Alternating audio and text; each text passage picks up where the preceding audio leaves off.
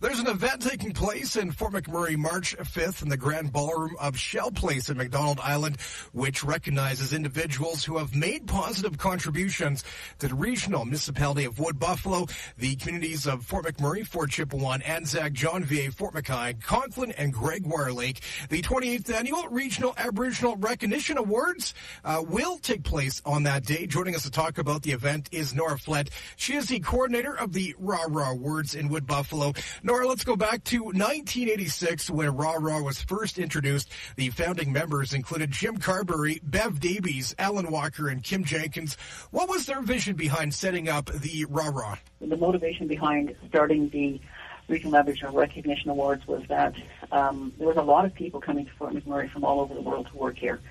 And we didn't want them, those people that developed the idea, wanted to present a more positive view of Aboriginal people than you would hear or see in the community.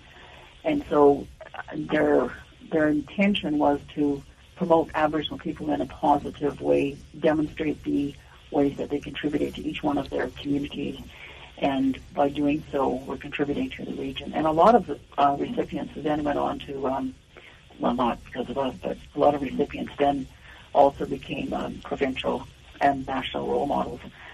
A lot of people don't know a lot about Aboriginal culture, and the event, not only by the presentation of the awards, but also by the nature of the awards, tends to become a teaching tool about Aboriginal people as well. And so it really bridges the gap between the Aboriginal community and the non-Aboriginal community. So why is it so important for Rah Rah to showcase some of Wood Buffalo's finest in the Aboriginal community? Nothing has really changed. It's still a very diverse community. We all know that, unfortunately, the Aboriginal people had a very negative stereotype put out there about them decades ago. And even though that's changing, it was out there for a century.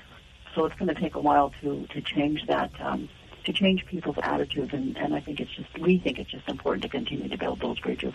Nora Flett joining us this afternoon. Nora, the event also in the past featured some top-notch Indigenous artists or speakers, including Susan Glukark, Tom Jackson, Tantu Cardinal, and George Tuckeroo. Who's confirmed this year at the Rah Rah? Actually, for this year, because of the economy of today, we didn't want to take anything for granted, so we decided that, this many years later, we can look within our own region and probably find professional people to be our guest motivational speaker. And in fact, we did. Our guest motivational speaker is Mrs. Nicole Boucher. She and her husband partnered in business, and through a lot of hard work and sweat, they have a very successful business today, and they've turned around and they've given back to the communities. They've both been recognized provincially and nationally.